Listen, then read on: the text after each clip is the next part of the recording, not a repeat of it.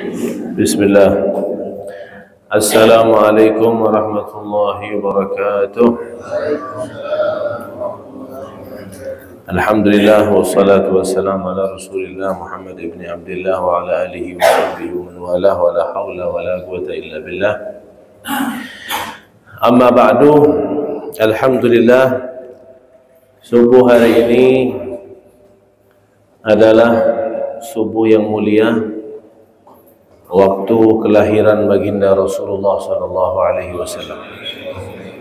Tepatnya tadi sebelum subuh 12 Rabiul Awal, kelahiran baginda Rasulullah sallallahu alaihi wasallam. Maka saya mengajak kita semuanya, sebagaimana yang dilakukan oleh para habaib, para aslafun as-salihun, para orang-orang besar di negeri Yaman, di Hadramaut, di Timur Tengah pada umumnya, di hari 12 Rabiul Awal ini kita dianjurkan untuk membaca Maulid Nabi Muhammad SAW. Akan kita baca singkat, langsung kita berdiri mahalul qiyam, habis itu baru kita lanjutkan pelajaran kita insyaallah. Bismillahirrahmanirrahim. Ya Rabbi salli ala Muhammad, Ya Rabbi salli alaihi wa sallim, Ya Rabbi salli ala Muhammad,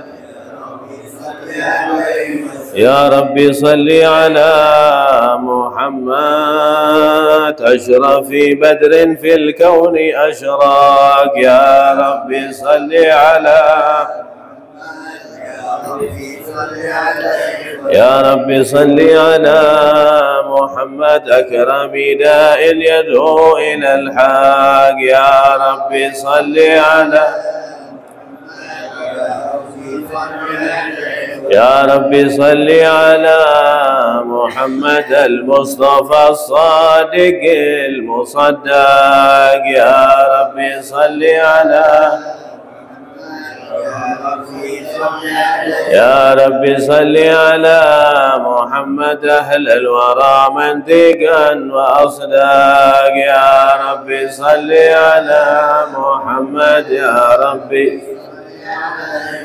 رب صل على محمد أفضل من بالتقى تحقق يا رب صل على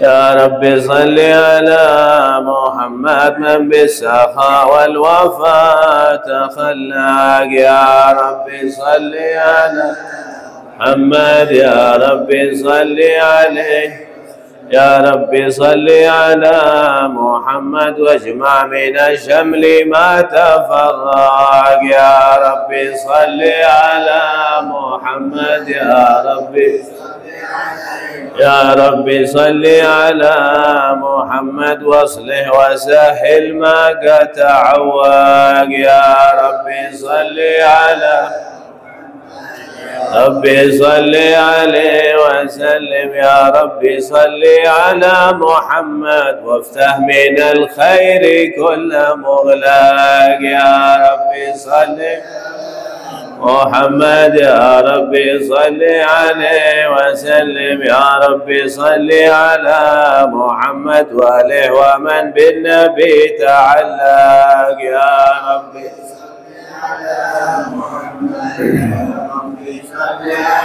يا ربي صل على محمد وآله ومن للحبيب يعشاق يا ربي صل على محمد يا ربي صل على محمد ومن بحبل النبي توثق يا ربي صل على محمد يا ربي صل على محمد يا ربي صل عليه وسلم يا ربي صل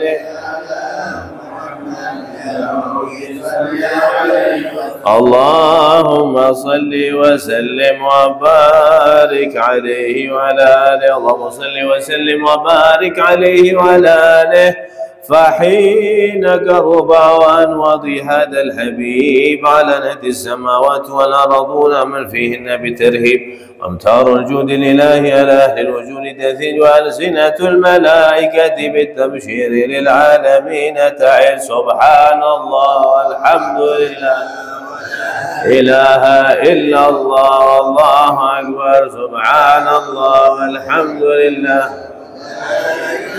إلا الله والله أكبر. سبحان الله والحمد لله. والقدرة كشف غنى هذا المسدود، يبدو نوره كاملا في عالم الظهور، نورا فاق كل نور، وأنفذ الحق حكم على من أتم الله عليه النعمة من خواص الأمة، أن يحضر عند وضعه أمة لجنابها المسعود، ومشاركة لها في هذا الصمات الممدود. فحضر بتوفيق الله سيدة مريم وسيدة آسيا معهما من الحور العين من قسم الله له من الشرف بالقسمة الوافية. فأتى الوقت الذي رتب الله على حضوره وجود هذا المولود، فانطلق سبه الكمال من النور أنعمود، وبرز الحامد المحمود أذنا لله بالتعظيم والسجود. صلى الله على محمد صلى الله عليه وسلم. صلى الله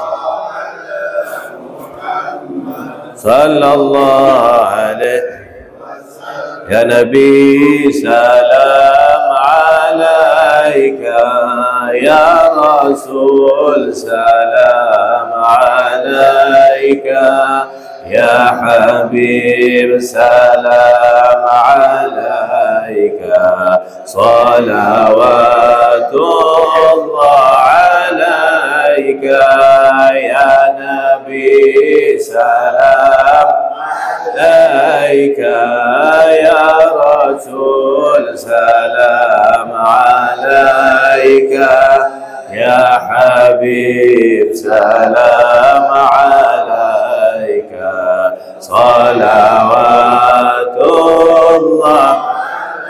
أشرق الكون ابتهاجا بوجود المصطفى أحمد، ولأهل الكون أنس وسرور قد تجدد.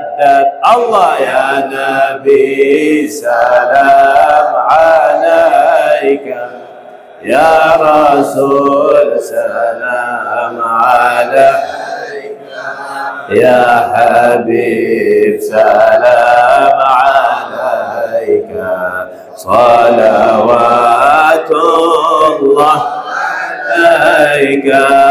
فاطربوا يا أهل المثاني، فهذار اليمن غرت، واستضيئوا بجمال فاق في الحسن تفرد. الله يا نبي سلام عليك، يا رسول سلام عليك، يا حبيب سلام عليك، صلوات الله. ولنا البشرى بسعد مستمر ليس ينفد، حيث أوتينا عطاء جمع الفخر المؤبد. يا نبي سلام عليك، يا رسول سلام عليك، يا حبيب سلام عليك، صلوات الله فلربي كل حمد مرحبا مرحبا جل أن يحصره العد الله مرحبا مرحبا مرحبا يا نور عيني مرحبا مرحبا مرحبا جد الحين الله مرحبا اذهبنا بوجود المرحبا مرحبا مصطفى الهادي محمد الله مرحبا مرحبا مرحبا يا نور عيني مرحبا مرحبا مرحبا جد الحسين مرحبا يا رسول الله أهلا بك إنا بك نسعد واهدينا وبجاهي يا إلهي جد وبلغ كل مقصد يا نبي سلام عليك يا رسول سلام عليك يا حبيب سلام عليك صلوات الله واهدينا نهج السبيل كي به نسعد ونرشد ربي بلغنا بجاهه في جواري خير مقعد صلى الله على محمد مرحبا صلى الله وسلم مرحبا صلى الله محمد مرحبا صلى الله وسلم مرحبا وصلاة الله تغشى يا الله أشرف الرسل محمد يا الله ربي فاغفر لي ذنوبي يا الله ببركة الهادي محمد وسلام مستمر يا الله كل حين يتجدد الله ربي فاغفر لي ذنوبي ببركة الهادي محمد يا الله اللهم صل وسلم وبارك عليه. Alhamdulillah, tidak ada hari yang lebih mulia daripada hari dilahirkannya Rasulullah SAW. Belum ada seorang wanita di dunia ini yang melahirkan anak seperti Rasulullah SAW. Kalau Abu Lahab saja yang sudah berada di dalam nerakanya Allah mendapatkan keringanan setiap hari Senin di dalam neraka karena pernah sekali seumur hidup gembira atas kelahiran Nabi Muhammad SAW. Bagaimana dengan kita yang beriman, yang bertauhid, yang beragama Islam dan umat Nabi Muhammad SAW? Kalau masih nanya-nanya dalil untuk gembira atas kelahiran Nabi, itu keterlaluan. Secara langsung tidak perlu pakai dalil, tidak perlu pakai apa, kita harus gembira dan bahagia atas kelahiran Nabi Muhammad SAW. Abu Lahab di hari itu memotong ratusan ekor kambing untuk memuliakan hari kelahiran Muhammad, keponaan dia, walaupun dia tak tahu nanti jadi musuh dia, tapi dia senang, gembira. Allah tidak lupakan itu. Setiap hari Senin di dalam neraka keluar air dari jari jemarinya untuk dia minum. Bahkan api nerakanya setiap hari Senin itu agak diringankan Allah panasnya untuk Abu Lahab, karena dia pernah senang gembira atas kelahiran Nabi Muhammad SAW. Mudah-mudahan yang kita baca tadi walaupun singkat, bentuk daripada kita mengekspresikan rasa gembira kita, rasa cinta kita, rasa rindu kita. Ini ulang tahunnya Nabi Muhammad SAW. Ya kan, kalau istri kita ulang tahun mungkin sebulan atau 2 bulan sebelumnya sudah kita rencanakan di mana, makan apa, kadonya apa. Itu juga anak kita. Rasulullah SAW tidak minta macam-macam, minta kita berjalan di jalan beliau, hidupkan sunnah beliau, pelajari ilmu-ilmu beliau, berakhlak seperti akhlak beliau. Mungkin itu saja kado-kado yang bisa kita haturkan kepada Nabi Muhammad SAW, dan mudah-mudahan kelak di akhirat kita diakui sebagai umat Nabi Muhammad SAW. Kalau antum baca kitab Maulid Syaraful Anam, ada nama Maulid Syaraful Anam. Di situ ada cerita luar biasa.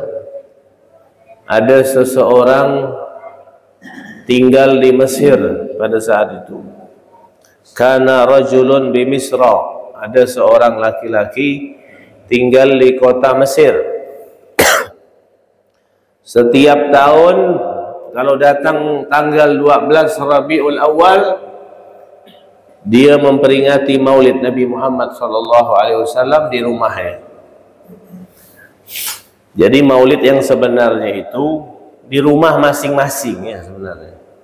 Kita melihat berapa yang kita korbankan. Kalau di masjid ini kan patungan ya. Dan tidak boleh ente minta-minta sumbangan kalau mau bikin acara Maulid di masjid. Seikhlasnya, semampunya. Maulid sebenarnya masing-masing. Setiap rumah mengadakan Maulid, walau kecil, ya kan? Ada orang di Mesir ini mengadakan Maulid Nabi di rumahnya. Kebetulan tetangga sebelahnya orang Yahudi, 2 laki bini orang Yahudi. Akhirnya pada satu malam lagi baca Maulid Nabi di rumah orang ini, ya Rabbi salli ala Muhammad, ya Rabbi salli alaihi wasallam, baca Maulid.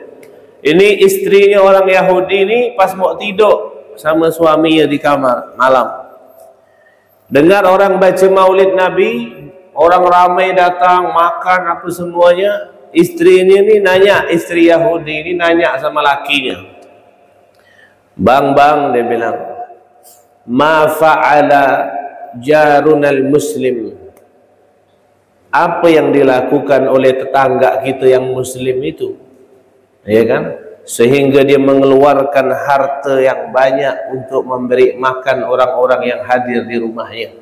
Ada acara apa itu? Apa acara kawinan? Apa acara selamatan nikah? Apa ada acara apa itu? Maka suaminya mengatakan, dek, wahai istriku, dia mengadakan acara itu karena dia mengira bahwa bulan ini adalah bulan kelahiran dia punya nabi. Jadi dia kepengen memuliakan nabinya dan memuliakan bulan kelahiran nabinya. Maka dia keluarkan harta yang banyak, mengundang orang untuk memperingati hari lahir nabinya.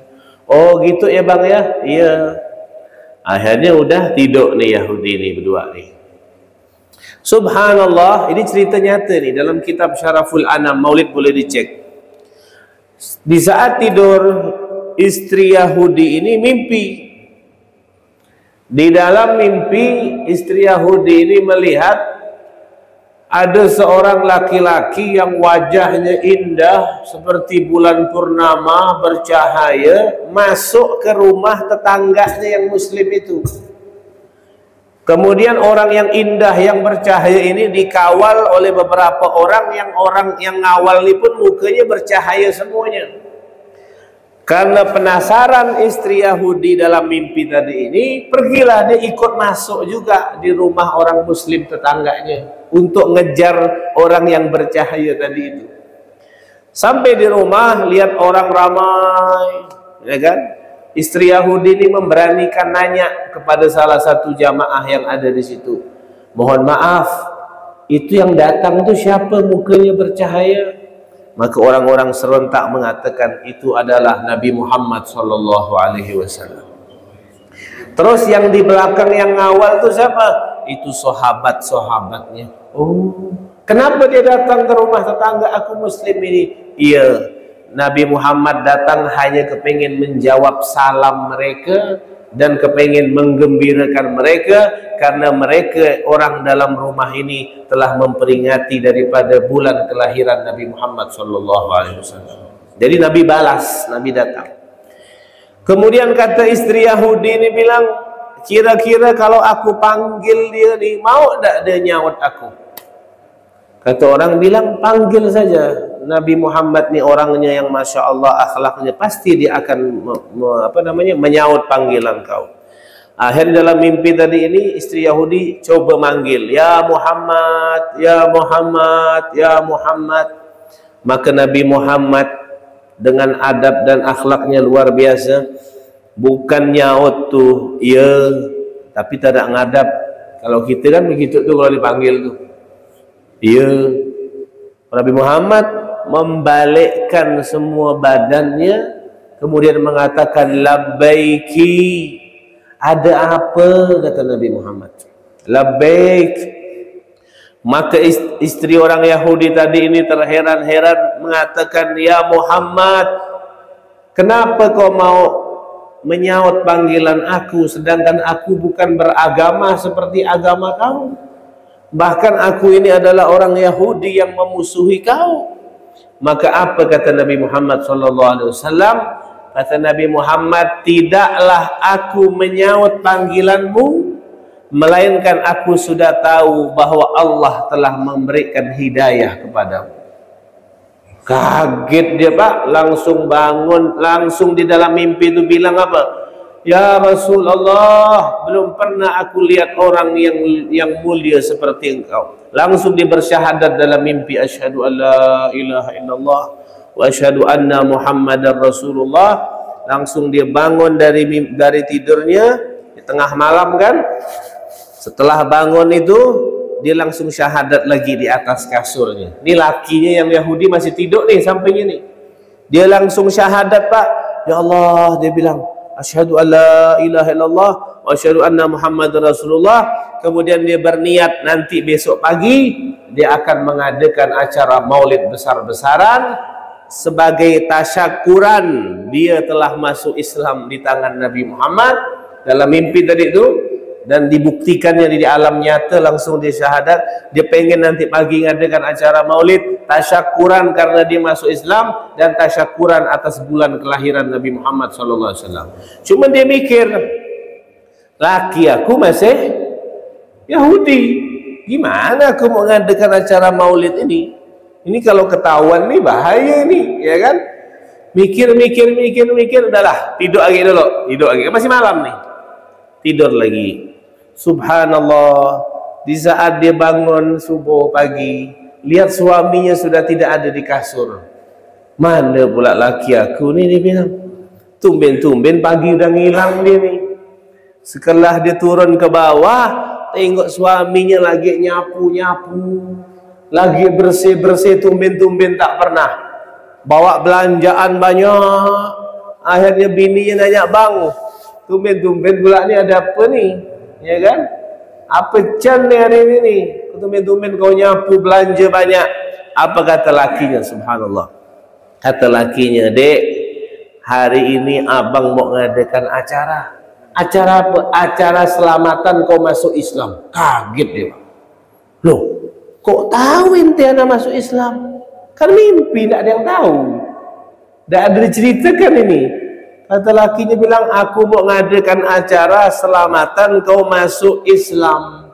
Kaget bini, bang, kau tahu dari mana aku mimpi aku masuk Islam?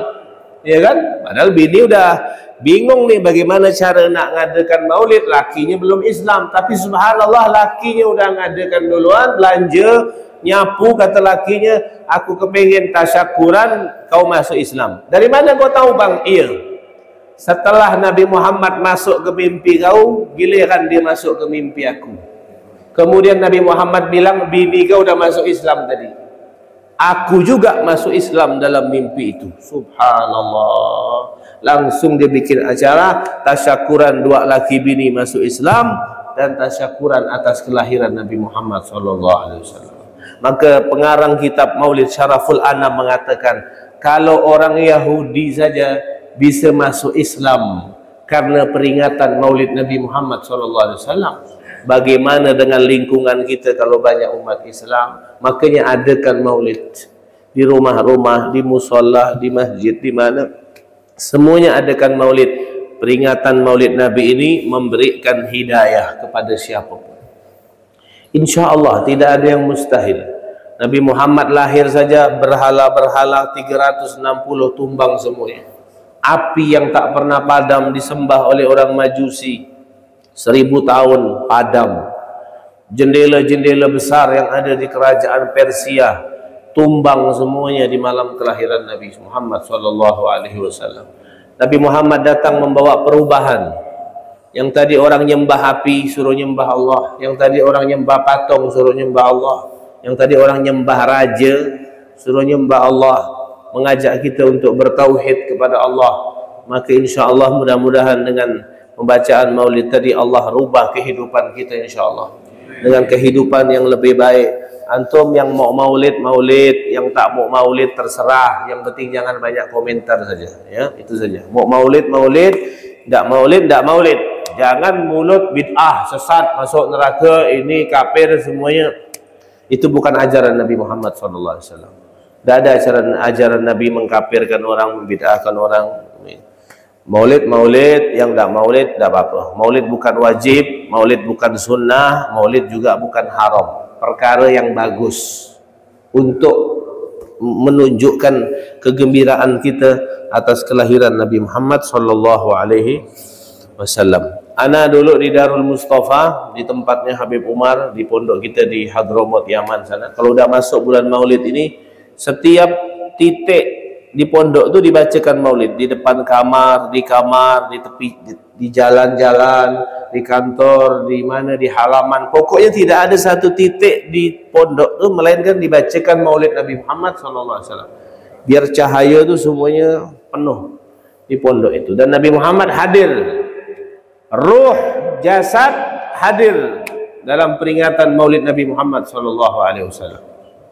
Dan karena Nabi Muhammad sudah hadir, maka mau tidak mau roh-roh yang lain juga ikut hadir. Rohnya para wali, para orang-orang soleh ikut hadir karena Nabi Muhammad hadir. Ibarat kalau presiden datang, mau tak mau gubernur ikut ngawal.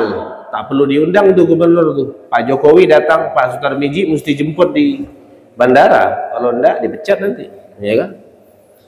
Wali kotanya, pangdamnya, polrinya, semuanya harus ngawal. Begitu juga Nabi Muhammad kalau hadir di majelis maulid, mau tak mau roh-roh wali-wali, roh sahabat, roh ulama-ulama semuanya ikut hadir karena mengawal daripada rohnya Nabi Muhammad SAW.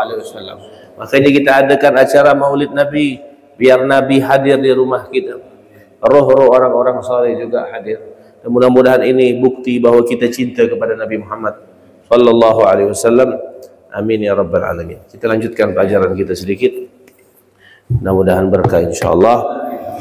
Alhamdulillah, kemarin terakhir kita bahas tentang seorang sahabat Nabi SAW yang meriwayatkan hadis, yaitu sahabat Abu Hurairah Abdurrahman bin Sakhr radhiyallahu anhu, seorang sahabat yang paling banyak meriwayatkan hadis Nabi SAW.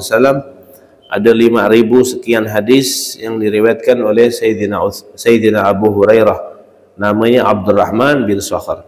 Naam, kemarin cerita terakhir bagaimana sahabat Abu Hurairah yang kelaparan, tidak makan berhari-hari, kemudian dijamu sama Nabi Muhammad sallallahu alaihi wasallam sehingga dia kenyang. Luar biasa, itu mukjizat Nabi Muhammad, air susu sedikit tapi bisa diminum oleh banyak orang. Naam, Abu Hurairah pernah berkata, "Asabtu thalatha masaib fil Islam." Aku, kata beliau, pernah mendapatkan 3 musibah di dalam Islam. 3 musibah. Yang pertama, musibah yang paling besar bagiku, kata beliau, adalah mautun Nabi Muhammad sallallahu alaihi wasallam, yaitu wafatnya Nabi Muhammad. Jadi wafat Nabi Muhammad itu bagi Abu Hurairah adalah musibah. Ya kan? Bukan wafat bapaknya, bukan wafat emaknya, bukan wafat saudaranya, bukan wafat anaknya, tapi yang musibah adalah wafatnya Nabi Muhammad sallallahu alaihi wasallam. Musibah besar bagi Abu Hurairah di saat Nabi Muhammad wafat.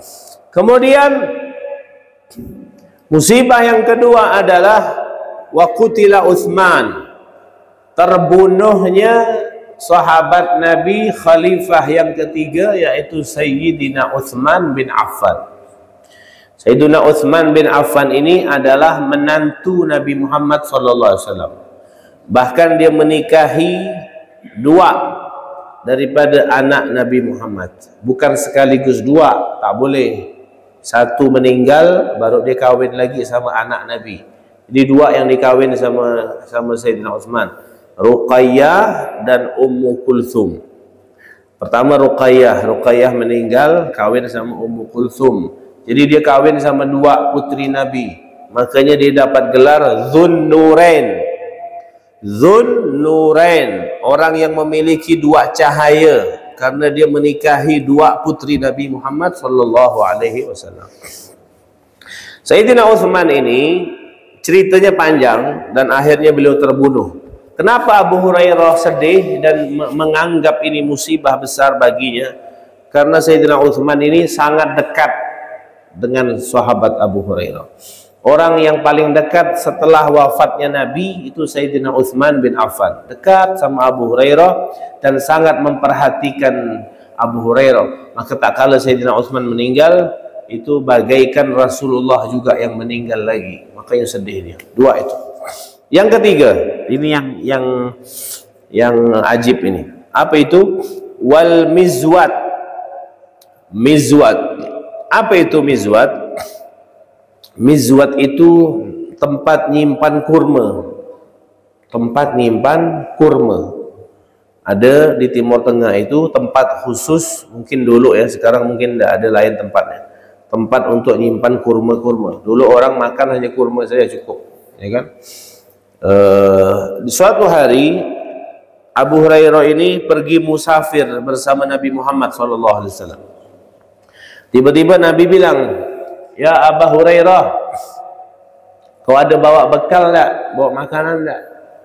Kata Abu Hurairah bilang, "Iya ya Rasulullah, ini ana ada bawa beberapa biji kurma di dalam tempat ini. Bawa sini," kata Nabi Muhammad SAW. Kemudian dikeluarkan tuh kurma sama Nabi. Rupanya kurma di dalam tempat itu ada 20 biji kurma. 20. Nabi keluarkan semuanya. Kemudian setiap satu kurma itu dipegang sama Nabi. Nabi baca Bismillahirrahmanirrahim. Kemudian didoakan Nabi, dimasukkan. Pegang lagi, Bismillah, doakan lagi, masukkan. Bismillah, panggil, masukkan.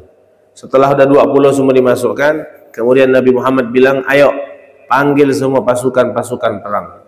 Bawa ke sini semuanya." Oh, tak cukup Nabi, ini ribuan orang ini. Bismillah, bawa sini. Datang ke sini, Nabi ambil, kasih 10 orang, 10 orang, 10 orang, 10 orang, 10 orang, 10 orang, 10 orang, 10 orang, sampai ribuan, kenyang semuanya. Padahal dalam tempat tadi isi berapa? 20 saja. Semuanya makan, semuanya kenyang semuanya. Kemudian pesan Nabi kepada Abu Hurairah, "Ya Abu Hurairah, ini tempat aku tutup. Kalau kau lapar, kau butuh makan, kau ambil saja dalam ini. Insya Allah tak akan habis-habis. Tapi dengan syarat, jangan kau intip-intip. Jangan diintip. Kalau kau intip, kau buka, kalau kau mau ngambil gitu saja. Jangan dilihat-lihat, jangan dibuka full. Kalau kau buka full, kau tidak akan bisa dapat lagi." Subhanallah, diikut apa kata Nabi Muhammad SAW. Dia makan setiap hari sampai Nabi Muhammad wafat masih ada. Makan lagi sampai Khalifah Abu Bakar wafat masih ada. Makan lagi sampai Khalifah Umar bin Khattab masih tetap ada tu kurma. Tiap hari dimakan. Sampailah di zaman Sayyidina Utsman bin Affan. Tak kala Sayyidina Utsman bin Affan dibunuh, kebetulan Abu Hurairah ada di situ pada saat itu, terjadi peperangan dan lain sebagainya, keributan, sehingga tempat kurma itu hilang. Itu yang bikin musibah bagi sahabat Abu Hurairah, karena tempat kurmanya adalah tempat kurma kenangan dari Nabi Muhammad SAW. Dan Abu Hurairah meriwayatkan sendiri, setelah Nabi pegang tu kurma sampai Khalifah Abu Bakar, Umar, Utsman, aku telah menghabiskan kurma itu sebanyak 200 karung. Padahal isinya belum. Tapi dia makan 200 karung, bayangkan tu. Berkah Nabi Muhammad SAW. Ya kan? Bukan kayak Kanjeng Dimas itu, bukan. Kanjeng Dimas tu duit ada di sini. Buta-buta dia keluar. Nabi Muhammad tu lihat. 200 karung, isinya 20. Pas terjadi keributan pembunuhan Sayyidina Utsman, hilang. Sedih Abu Hurairah, karena itu bukan tempat sembarangan. Itu tempat yang pernah didoakan oleh Nabi Muhammad SAW. Itu tiga yang membuat sedih, musibah yang sangat besar bagi sahabat Abu Hurairah radhiyallahu anhu. Mudah-mudahan Allah meridhai beliau dan kita mendapatkan keberkahan dari beliau. Naam. Dan di antara keistimewaannya sahabat Abu Hurairah ini, annahu kana yastaghfirullah wa yatubu ilaihi kulla yaumin 12,000 marrah. Ini sahabat Nabi ya, hidup di zaman Nabi, dekat dengan Nabi, tapi ibadah tetap dia jaga. Setiap hari dia beristighfar dan taubat kepada Allah sebanyak 12.000 kali. Setiap hari. Keistimewaan Abu Hurairah ini, setiap hari dia istighfar 12.000 kali. Padahal dosa tak banyak, istighfarnya 12.000 kali. Kita dosa banyak, istighfar cuma bisa dihitung 3 kali habis solat.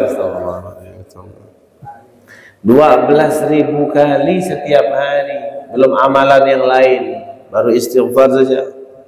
Padahal dekat sama Nabi Muhammad, orang dekat Nabi Muhammad, ya kan? Tinggal di masjidnya Nabi Muhammad, meriwayatkan hadis paling banyak, tapi masih tetap istighfar 12.000 kali setiap hari. Bahkan dikatakan dia punya kayak tasbih gitu, tali yang ada hitungannya, ada 1.000 hitungan tasbihnya 1.000. Tidaklah dia tidur melainkan dia habiskan tu 1.000 di dalam bertasbih. Subhanallah, alhamdulillah, la ilaha illallah, Allahu akbar, subhanallah, alhamdulillah, ilaha illallah, Allah 1.000 kali sampai habis hitungannya baru dia tidur. Kalau kita subhanallah, alhamdulillah, la ilaha illallah, pakai HP tasbihnya kan? Buka WhatsApp, subhanallah, alhamdulillah, la ilaha illallah, baru ngantuk, baru kita tidur. Ini tasbih digital ini ya, tasbih zaman now ini. Subhanallah ya, kita kan bisa lihat nih bagaimana luar biasanya didikan Nabi Muhammad SAW di dalam puncak kemuliaannya, sudah dapat titel dari Allah radhiyallahu anhum, mudah-mudahan Allah meridhoi mereka. Itu titel paling tinggi, tidak ada titel di atas itu. Tapi masih saja beribadah kepada Allah, ya kan? Subhanallah, luar biasa. Bahkan dia dikatakan setiap malam itu dia giliran, dia, istrinya, anaknya giliran. Abu Hurairah sholat misalkan, nanti yang dua suruh tidur, nanti giliran Abu Hurairah tidur, bangunkan istrinya, istrinya sholat, giliran nanti istri selesai sholat, bangunkan anaknya, dia tidur sama istrinya. Setiap malam seperti itu, beribadah di malam hari, berbagi tugas sama anak dan istrinya. Luar biasa. Ini santri-santrinya Nabi Muhammad SAW. Luar biasa. Dari itu sering-seringlah kita dengarkan nih sejarah-sejarah Nabi Muhammad, sejarah sahabat-sahabat Nabi Muhammad SAW, agar menambah semangat kita dan menguatkan daripada keimanan kita. Sahabat Abu Hurairah radhiyallahu anhu ini, akhirnya beliau meninggal di akhir kekhalifahan Sayyidina Muawiyah.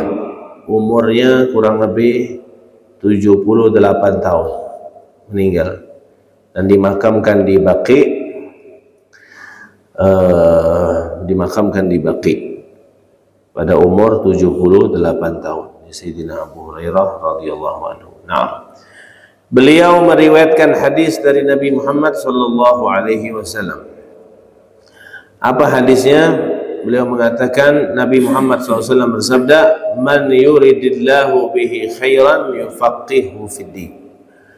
Barang siapa yang Allah menginginkan kepadanya kebaikan, maka Allah akan memudahkan dia untuk mempelajari daripada ilmu agama.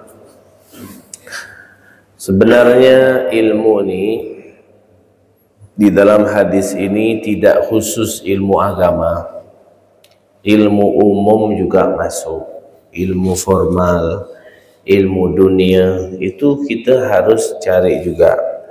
Intinya setiap ilmu yang dapat mewariskan rasa takut kita kepada Allah Subhanahu wa taala, maka ilmu yang seperti itu kita dianjurkan untuk mencarinya. Ilmu apapun, tidak harus ilmu agama, tapi ilmu agama ya lebih wajib karena berkaitan dengan ibadah kita sehari-hari. Maka barang siapa yang Allah menginginkan kebaikan kepadanya, maka Allah akan mudahkan dia untuk menuntut ilmu agama. Kita yang sudah dimudahkan untuk hadir ke majelis ini menuntut ilmu agama, ini menunjukkan bahwa kita ini termasuk orang-orang yang diinginkan kebaikan oleh Allah Subhanahu wa taala.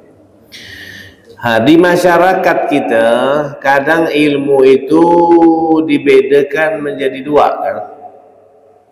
Ilmu agama sama ilmu umum. Betul? Itu kalau di masyarakat kita, ilmu agama, ilmu umum. Ada sehingga adalah sekolah umum sama sekolah agama. Sekolah umum kayak SMK, SMP, STM, ya kan? Kalau yang sekolah agamanya MTS, MAN. Jadi dibedakan, ada sekolah umum, ada sekolah agama, atau pondok pesantren, ya kan? Padahal ulama-ulama itu tak pernah membagi ilmu itu seperti itu. Tidak ada ilmu itu seperti yang kita bedakan, ada ilmu agama, ilmu umum. Kalau ulama yang dibahas di dalam kitab-kitab, yang dibedakan oleh ulama itu bukan jenis ilmunya, tapi hukum mempelajarinya. Itu yang dibedakan. Jadi bukan jenis ilmunya, agama atau formal. Karena dua-duanya tetap kita wajib tahu. Ilmu formal juga kita harus tahu, karena kita hidup di dunia ini harus tahu. Cuma yang dibedakan oleh ulama adalah hukum mempelajarinya. Di dalam kitab Ihya Ulumuddin Imam Al-Ghazali beliau mengatakan ilmu itu dibagi dua dari segi hukumnya. Ada ilmu yang fardu ain, ada ilmu yang fardu kifayah. Bukan ilmu agama dan ilmu formal, tapi hukum mempelajarinya. Ada ilmu yang fardu kifayah. Apa ilmu fardu kifayah? Ilmu yang tidak wajib bagi setiap umat Islam untuk mempelajarinya. Tak kala ada satu orang saja mempelajarinya, maka gugur yang lain. Yang lain gugur untuk tidak mempelajari ilmu tersebut. Termasuklah ilmu hadis. Ini ilmu hadis yang kita pelajari ini. Sebenarnya ini bukan ilmu hadis ya. Sebenarnya ini mengkaji hadis. Adapun ilmu hadis itu yang berkaitan dengan hadis nanti seperti ilmu mustalahul hadis, ilmu jarah wa ta'dil, mempelajari tentang bagaimana status hadis ini dhaif, hasan, sahih, itu namanya ilmu yang mempelajari ilmu hadis. Kalau ini kita hanya membaca daripada hadis-hadis Nabi. Ada mempelajari ilmu hadis itu nanti ada ilmu khusus untuk mempelajari ilmu hadis. Nah, ini ilmu hadis fardu kifayah. Ini antum yang hadir ini sudah membuat gugur yang lain-lain untuk tidak mempelajari ilmu hadis. Apalagi ilmu yang fardu kifayah. Seperti apa lagi? Ilmu tafsir, betul. Ilmu tafsir tidak wajib semua orang mempelajari ilmu tafsir. Ilmu apa lagi? Ilmu kedokteran. Ilmu kedokteran itu hukumnya fardu kifayah. Karena kalau tak ada orang belajar ilmu kedokteran nanti susah, nanti ada yang sakit, ada yang apa, tidak ada yang menangani. Maka diwakilkan, ada orang yang belajar ilmu kedokteran, ada universitas kedokteran, sekolah kedokteran, menggugurkan kewajiban kita untuk mempelajari ilmu tersebut. Apalagi ilmu biologi, ya kan? Ilmu matematika, ilmu-ilmu lain banyak. Kalau dalam agama misalkan ilmu falak itu ilmu untuk melihat bulan tuh, untuk menentukan sudah masuk Ramadan apa belum, Lebaran apa belum, ya kan? Ilmu faraid itu ilmu mempelajari tentang pembagian warisan, ya kan? Ilmu usul fikih itu juga fardu kifayah. Banyak ilmu fardu kifayah, artinya sudah dilakukan sebagian yang lain tidak wajib untuk mempelajarinya. Nah, tapi kalau ilmu fardu ain, maka ilmu ini harus dipelajari dan dipahami setiap individu muslim wajib mempelajarinya. Tidak bisa diwakilkan. Jadi tidak ada celah bagi setiap muslim untuk tidak mempelajari ilmu tersebut. Ilmu apa tuh fardu ain itu? Maka ulama mengatakan ilmu yang fardu ain yang wajib setiap individu muslim mengetahuinya itu hanya 3 ilmu saja. 3 ilmu saja. Yang pertama, ilmu yang menjadikan ibadah kita sah, yaitu ilmu fikih. Yang kedua, ilmu yang menjadikan akidah kita sah, yaitu ilmu tauhid. Kemudian yang ketiga, ilmu yang menjadikan hati kita bersih sehingga ibadah kita murni diterima oleh Allah, yaitu ilmu tasawuf. Ini 3 yang fardu ain. Ilmu fikih bikin ibadah kita sah, ilmu tauhid bikin akidah kita sah, ilmu tasawuf yang bikin hati kita bersih. Percuma ibadah bagus, ya kan? Ibadah kita bagus, tauhidnya bagus, tapi hatinya kotor. Dengki, hasud, benci, dendam, sombong, ujub, riya, tidak bagus juga ibadahnya. Ini ilmu 3 ini. Fikih, syariat, ilmu syariat. Tauhid, tariqah. Kemudian apa salah? Tauhid ini hakikah. Kemudian tasawuf, tariqah. Syariat, tariqat, hakikat. Baru setelah itu ma'rifat. Jadi jangan ngaku-ngaku hakikat dulu kalau syariat masih belum tahu, ya kan? pelajari dulu rukun wudu berapa, rukun solat berapa, apa saja syarat takbiratul ihram, bagaimana sunnahnya takbiratul ihram, gimana cara sujud yang betul, anggota mana saja yang harus kena sujud, Fatihahnya udah betul belum bacaannya, karena Fatihah ini rukun solat, ya kan? Tumak nina, apa saja yang membatalkan wudu, apa saja yang membatalkan solat. Nanti kalau musafir gimana cara solat jamak takdim, jamak takhir, qasar. Itu yang pasti kita lakukan itu. Dan itu wajib setiap muslim, individu muslim untuk mengetahuinya, karena hukumnya bukan fardu kifayah tapi fardu ain. Kalau kita ninggalkan, kita yang berdosa. Nah itu. Baru setelah itu mempelajari ilmu tasawuf itu tadi, ilmu yang berkaitan dengan hati. Kemudian ilmu tauhid yang bikin akidah kita menjadi sah. Ini 3 ilmu yang wajib untuk dipelajari. Selain 3 ini fardu kifayah. Maka kata Nabi, hadis yang diriwayatkan oleh Abu Hurairah tadi, kalau Allah menginginkan kita kebaikan, Allah mudahkan kita untuk mempelajari ilmu ini. Bil khusus 3 ilmu ini. Ya kan? Fikih, tauhid, tasawuf. Ini yang penting untuk kita pelajari. Jadi yang menjadikan sah ibadah kita kepada Allah adalah ilmu fikih, yang membahas tentang bagaimana semestinya seorang muslim beribadah yang baik kepada Allah Subhanahu wa taala. Contoh, setiap muslim wajib mempelajari ilmu tentang bagaimana cara solat yang baik, ya kan? Yang solat yang macam Nabi itu seperti apa, ya kan? Kita kadang banyak salah. Contoh takbiratul ihram saja. Banyak anak lihat orang-orang salah di dalam takbiratul ihram. Takbiratul ihram itu kadang mereka Allahu Akbar. Barnya itu pas ngeletakkan tangan. Padahal barnya itu yang sunnah Nabi, yang riwayat sahih, dari ngangkat tuh Allahu Akbar, ya kan? Ininya pas pundak, jarinya pas telinga, pas ngeletak ini baru bar, bukan di sini yang barnya.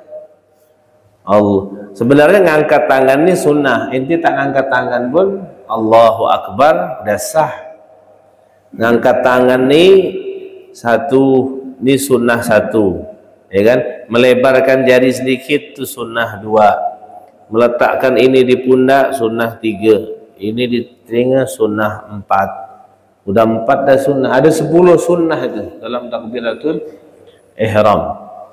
Allahu Akbar, bukan Allahu Akbar. Nah itu kan kalau kita pelajari baru kita tahu nanti, ya kan? Kalau tidak kita pelajari, ya tidak tahu. Seperti juga di saat salam, ya kan? Salam itu menggerakkan kepala kanan kiri itu sunnah saja, tidak wajib. Jadi antum tak gerakkan kepala udah sah. Yang wajib itu rukun mengucapkan salamnya. Nah, nanti kalau mau gerakkan kepala, yang sunnah itu bukan badan yang bergerak. Ada yang banyak orang salam, assalamualaikum. Ini gerak nih. Jangan gerak, ente berpaling dari kiblat nanti tidak sah salat ente. Kepala ini saja yang gerak. Assalamualaikum, pas kalimat kum warahmatullah. Assalamualaikum warahmatullah. Jadi kumnya tuh kepala ini saja yang gerak.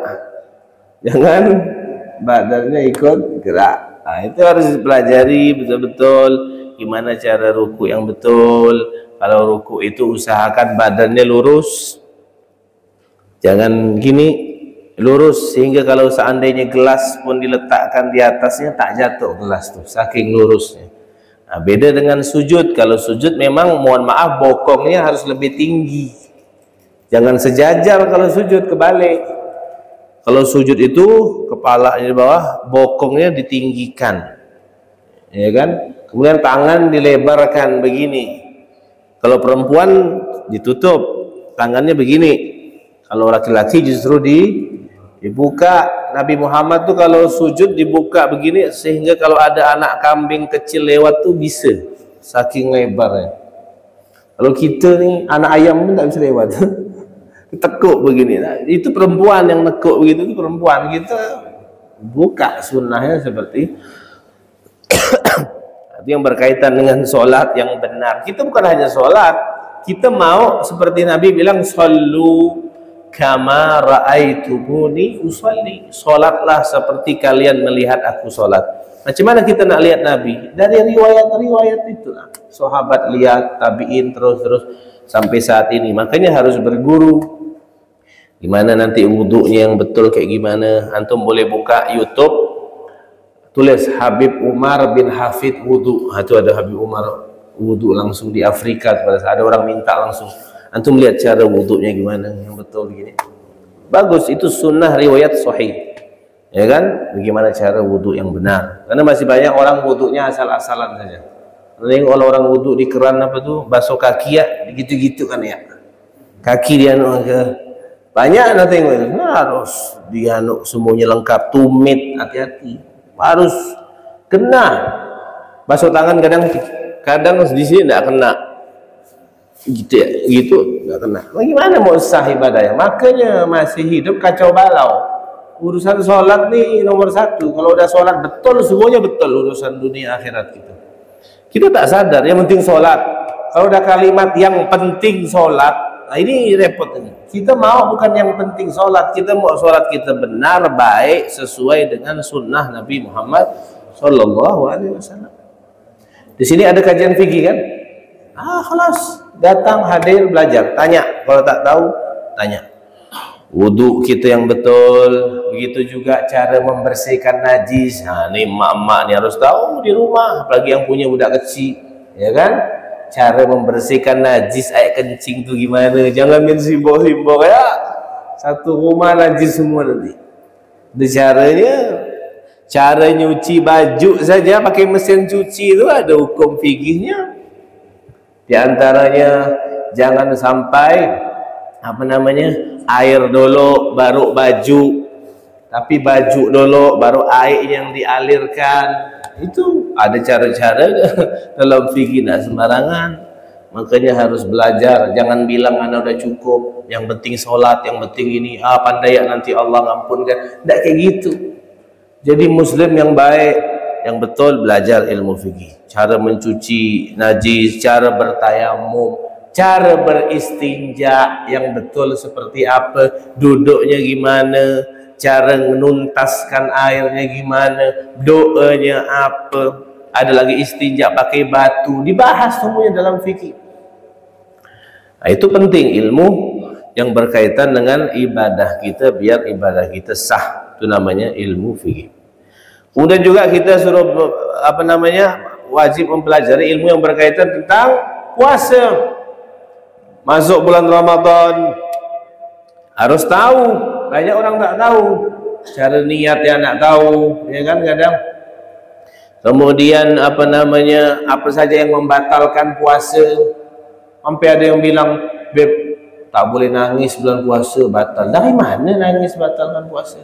Ini banyak di masyarakat masih meyakini kalau nangis di bulan puasa batal puasa. Itu dari mana? Nangis batal puasa itu dari mana ceritanya? Ya kan? Tidak ada. Kalau nangis sambil makan nasi goreng pedas sih batal betul.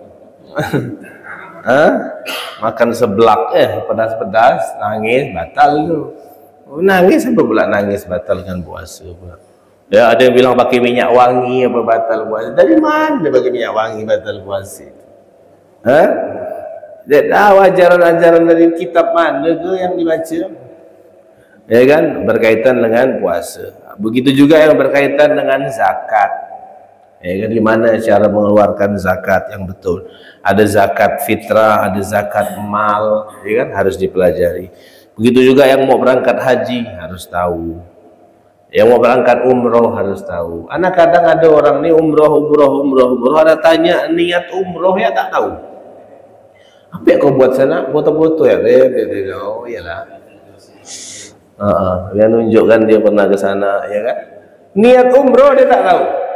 Apa rukun umroh? Tak tahu kata dia. Jadi ente umroh, anak ikut ya sama guide dia tu, begini. Oh iyalah.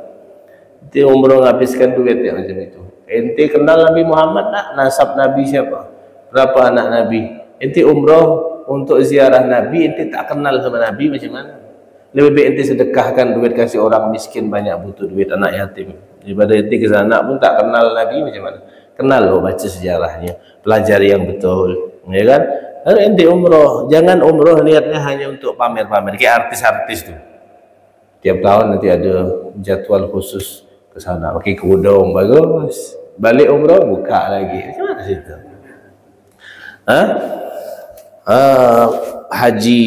Kemudian termasuk juga dalam kategori ini adalah ilmu muamalat. Ilmu muamalat itu ilmu yang berkaitan dengan jual beli, minjam, gadai, hutang, kredit, itu dibahas di dalam bab muamalat. Bab yang mengatur bagaimana kita melakukan kegiatan yang berhubungan dengan manusia. Muamalah, jual beli, sewa, nitip, gadai dan sebagainya, itu dipelajari dalam Islam. Begitu juga bab jinayah. Bab jinayah itu bab yang berkaitan dengan hukuman-hukuman dalam Islam. Kalau orang zina begini, kalau orang curi begini, ya. Itu tidak terlalu sih, karena kita di Indonesia bukan pakai hukum syariat. Ada juga bab munakahat, bab berkaitan dengan nikah. Apa rukun nikah, ya kan? Harus tahu. Kadang yang kawin pun tak tahu apa rukun nikah. Harus pelajari, ya kan? Apa saja yang bisa memfasah nikah, apa yang bisa membatalkan nikah, masalah cerai gimana, kalimat cerai gimana, ada pembagiannya, masa iddah, harus tahu semua itu berkaitan dengan pernikahan. Nah, itu ilmu-ilmu fardu ain itu hukumnya wajib dipelajari, karena kalau kita ibadah tanpa didasari ilmu, maka ibadah kita tidak akan diterima oleh Allah Subhanahu ta'ala. Wa kullu man bighairi ilmin ya'malu a'maluhu mardudatun la tuqbalu. Siapa yang beramal tanpa ilmu, maka ditolak oleh Allah Subhanahu ta'ala. Kemudian ilmu yang berkaitan dengan akidah atau kepercayaan kita supaya menjadi benar sesuai dengan akidah yang dianut oleh para ahlu sunnah wal jamaah, itu dengan mempelajari, memahami ilmu akidah-akidah. Jangan sampai akidah kita rusak seperti Mu'tazilah, seperti Jabariyah, Mujassimah dan lain. Itu akidah-akidah yang sesat. Nah, orang yang tidak mempelajari ilmu tauhid ini, nanti dia khawatirkan dia salah paham di dalam memahami bagaimana Allah dan berbagai permasalahan keimanan yang lainnya. Jadi harus mempelajari ilmu tauhid juga. Setelah ilmu fikih tauhid, baru yang terakhir ilmu tasawuf, biar hati bersih, akhlaknya baik, tidak ada riak, tidak ada sombong, tidak ada dengki, tidak ada hasud dan berbagai macam penyakit hati lainnya. Ini wajib setiap muslim untuk mempelajari daripada ilmu yang tiga tadi ini. Mudah-mudahan Allah mudahkan insyaallah. Kalau memang Allah menginginkan kita kebaikan seperti hadis yang disampaikan tadi yang diriwayatkan oleh Abu Hurairah, man yuridillah bihi khairan yufaqihu fiddin. Siapa orang yang Allah inginkan kebaikan, Allah mudahkan dia dalam urusan agama. Berarti kebalikan dari hadis ini, kalau Allah tidak menginginkan dia kebaikan, Allah tidak akan mudahkan dia. Berarti kalau orang yang belum dimudahkan Allah untuk hadir majlis mempelajari ilmu agama, berarti itu orang Allah belum menginginkan kebaikan darinya. Dan kita sudah diinginkan kebaikan. Kebaikan di sini tidak ada lain kecuali surganya Allah.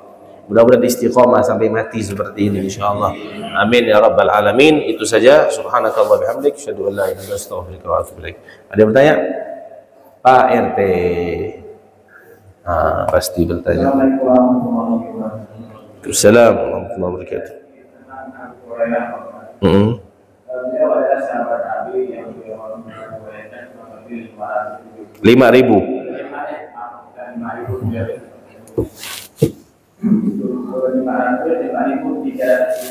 5.000 bukan 500.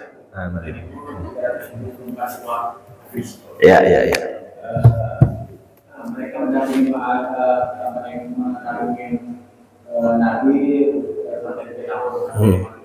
ke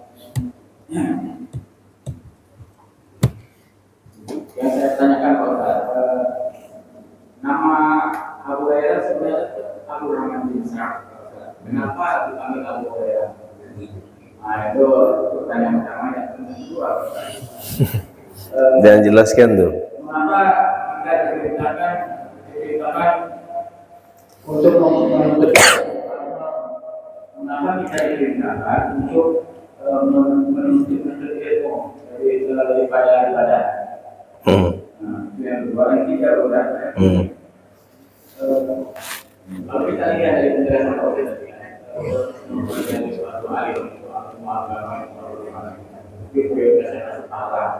di mana kalau kita mempelajari ilmu kifayah atau ilmu dunia atau sains gitu kan, apakah itu sia-sia? Yang Yang keempat ada? Udah 3 ya. Yang pertama Abu Hurairah. Udah ceritakan tuh di awal tuh. Pak RT lagi mikir ke lain kali.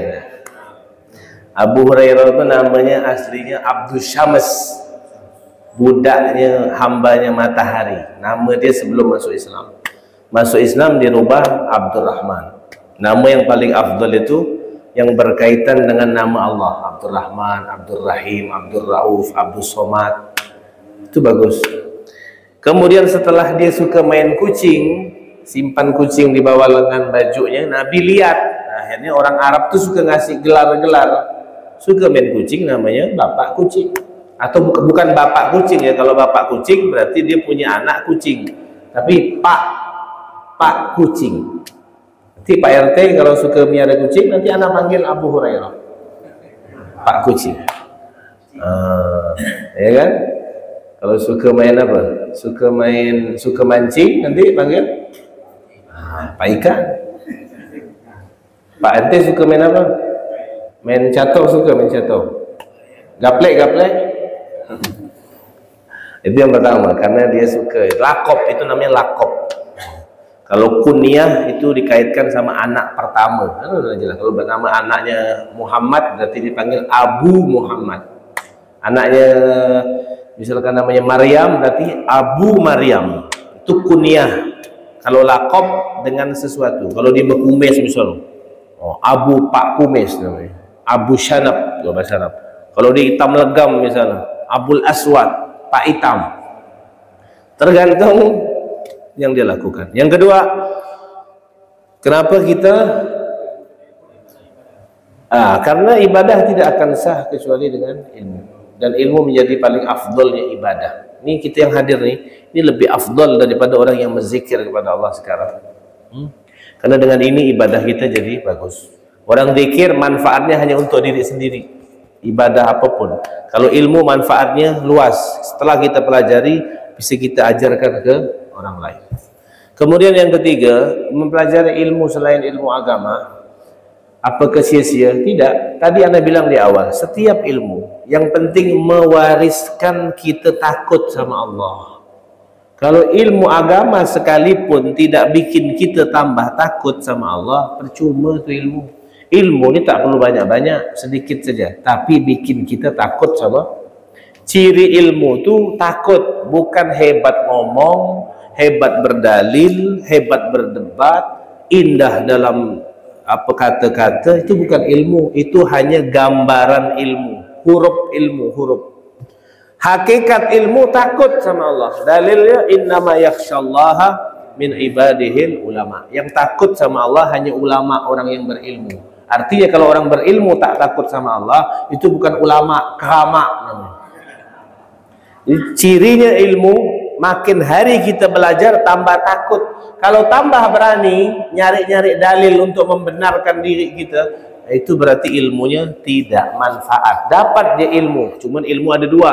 Ada ilmu nafi', ada ilmu ghairun nafi'. Ada ilmu yang manfaat, ada ilmu tak manfaat. Nabi berdoa, Allahumma inni a'udzubika min ilmin la yanfa'. Nabi berdoa, ya Allah, aku berlindung dari ilmu yang tak manfaat. Apa itu ilmu tak manfaat? Yang bikin kita tambah banyak ilmu, tambah jauh dari Allah. Itu ilmu yang tidak manfaat. Mudah-mudahan ilmu kita jadi ilmu yang manfaat. Gimana cara dapat ilmu manfaat? Satu, niat luruskan. Yang kedua, cari guru yang bersanad ilmunya sampai Rasulullah. Jangan belajar di Google, jangan belajar di kitab. Jangan belajar sama ustad-ustad instan, tiba-tiba dah jadi ustad. Tak tahu sanad gurunya kemana, ke syaitanir rajim kemana, wallahu alam. Baru kita dapat ilmu yang bermanfaat, karena ilmu kita segel bersanad mahal sampai ke Nabi Muhammad sallallahu alaihi, dijamin manfaatnya insyaallah. Nah, mudah-mudahan ilmu kita manfaat. Amin ya rabbal alamin. Mudah-mudahan Pak RT panjang umur, sehat walafiat insyaallah, dan kita semuanya diberkahi oleh Allah Subhanahu wa taala. Amin ya rabbal alamin. Subhanakallah bihamdik, asyhadu an la ilaha illa anta. Boleh silakan. Masalah salah. Naam. Takbir itu biasanya kalau imam wajar Ya. Kalau makmum bagaimana juga? Min haitsu yusmi'u nafsahu. Fatihah, takbir, yang rukun-rukun qauli, kan ada rukun qauli, ada rukun fi'li. Rukun qauli itu yang harus dibaca seperti Fatihah, takbiratul ihram, salam, kemudian baca tasyahud akhir itu. Sunnahnya itu minimal kita sendiri mendengarnya. Min haitsu yusmi'u nafsahu. Bukan tak bersuara sama sekali, ataupun bukan terlalu nyaring mengalahkan imam. Sekiranya kita mendengar, ente punya ukuran masing-masing sehingga ente sendiri bisa dengar. Bismillahirrahmanirrahim. Alhamdulillahirabbil alamin. Kan dengar kan? Allah.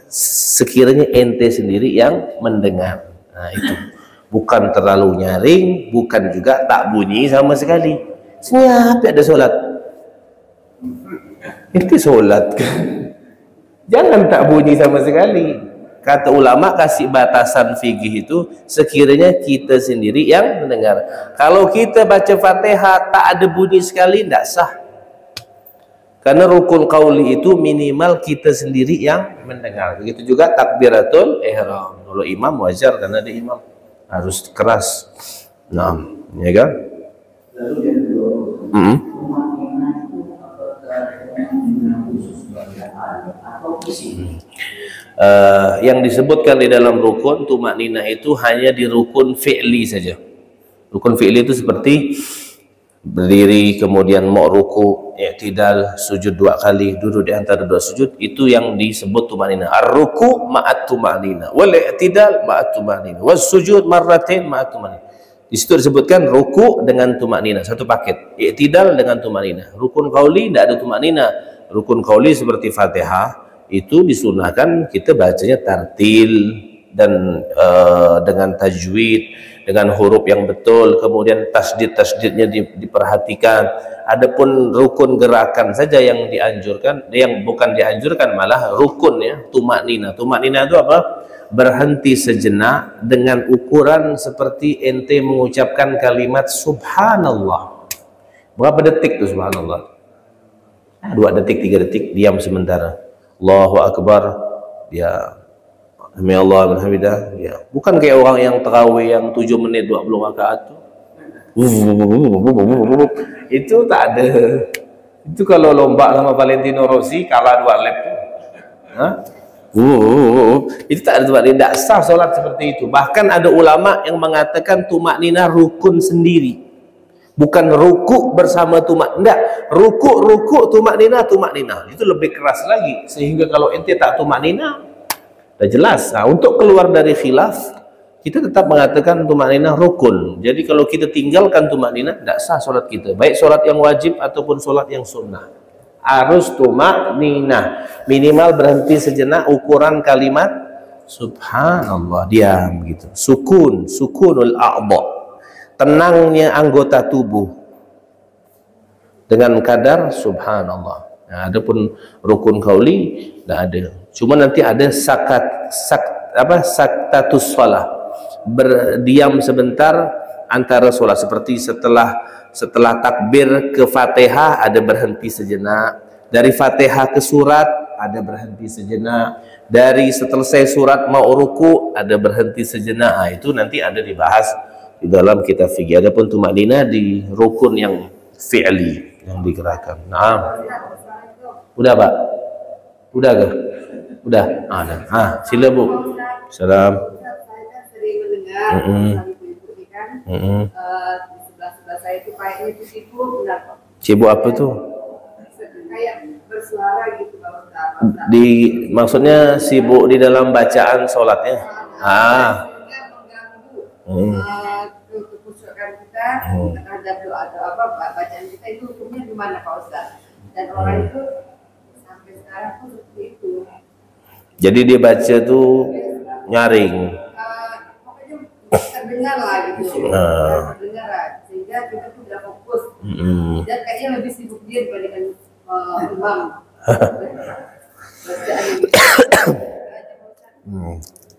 Enaknya diapakan lah macam itu tuh. Macam kayak gitu tuh enaknya diapakan tuh. Masuk angkahong ya, enak.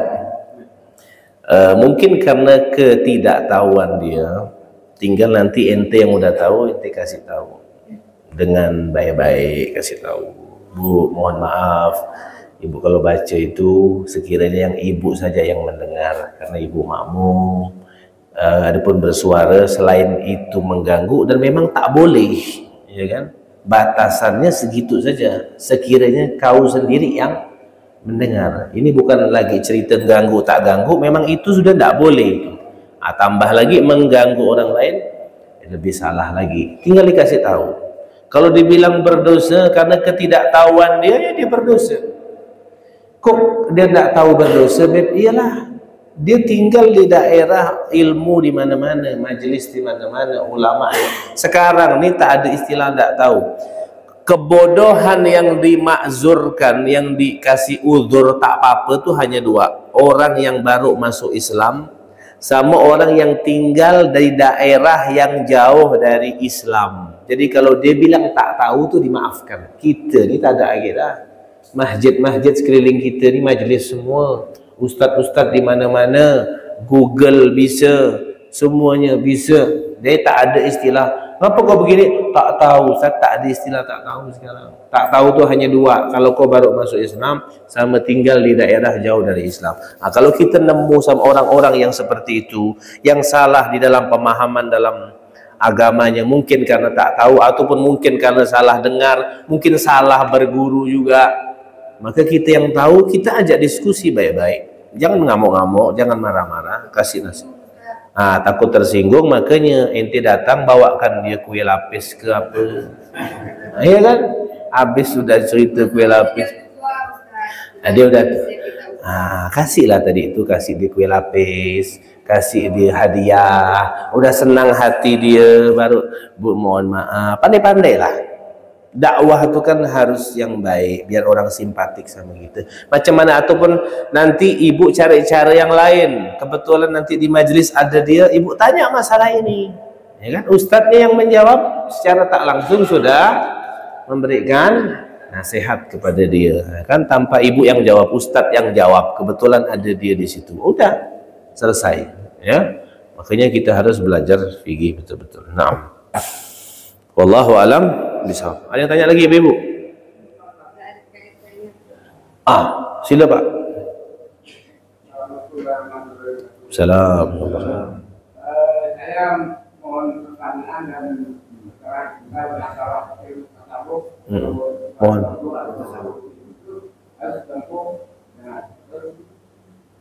Apa hukumnya kalau tidak disebut dengan Allah? Apa tadi hukumnya? Ya. Naam. Jadi ilmu syariat itu ilmu fikih, ilmu tariqah itu ilmu tasawuf. Orang yang belajar syariat tidak belajar tasawuf itu ibarat ente mau minum air kelapa tanpa buka kelapanya. Bisa tak? Bisa.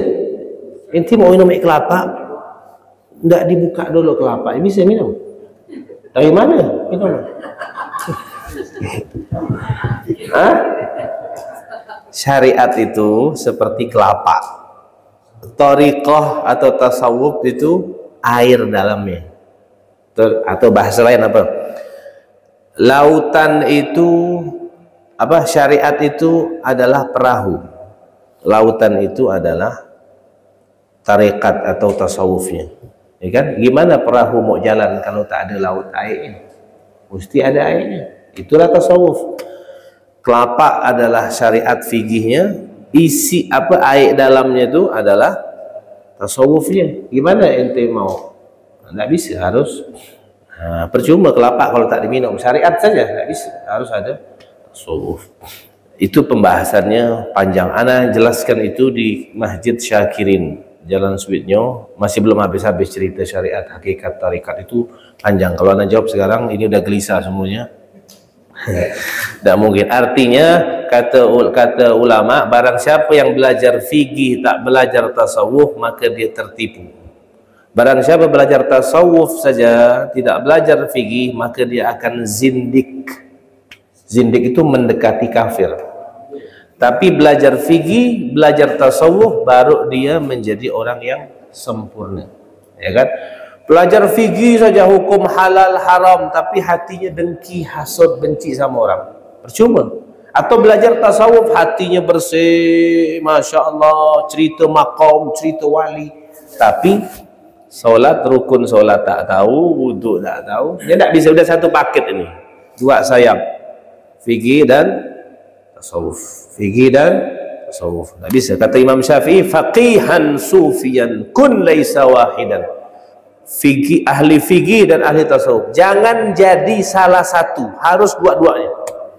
Fikih dan syariat dan tariqah itu tidak bisa dipisahkan. Naam. Ada orang keluar tasawuf tapi syariat rusak. Ada orang kita ibadah tapi hati kotor. Nah, bisa juga. Dua-dua udah satu paket itu. Satu paket syariat dan tariqah, fikih dan tasawuf. Baru nanti hakikat. Setelah hakikat baru ma'rifat. Mudah-mudahan baik. Jam segini bisa suruh. Apa? Jam 6:05 nih. Boleh. Batasnya sampai jam berapa? Sampai duha. Oh, sampai Sampai waktu duha. Sampai jam 11. Bukan sampai jam 11, sampai istiwa. Istiwa itu apa? Matahari pas di tengah kita atas. Kalau dia condong dikit, zawal, masuklah zuhur. Kalau pas tengah-tengah, namanya istiwa. Itu udah tak boleh sholat duha lagi. Kecuali hari Jumat diperbolehkan sampai azan. Hari Jumat saja. Selain hari Jumat, istiwa di tengah-tengah. Tinggal antum cari nanti waktu, karena waktu ini kan berubah-ubah sekarang. Jadi tak boleh bilang jam 11 karena berubah-ubah. Ukurannya istiwa. Istiwa itu pas matahari di tengah. Kalau udah melenceng, zawalus syams, melencengnya matahari sedikit ke arah barat, barulah masuk waktu duhur. Duha mulai dari kapan? Dari anak unta sudah mulai kepanasan. Cuma sini tak ada unta ya, tak bisa gitu. Anak kambing lah ya. Itu udah gagal, itu udah mulai waktu. Sekarang pun dah boleh duha. Ente solat duha langsung gabung. Usalli sunatal isyraq wa duha. Semuanya sebut solat sunnah, semuanya dalam dua rakaat dah cukup. Makanya antum kalau solat subuh, datang sini mau solat qobliyah subuh, tak perlu lagi antum tahiyatul masjid dulu 2 rakaat. Ada nengok orang 4 rakaat. Tahiyatul masjid dulu, baru qobliyah lagi. Kebanyakan.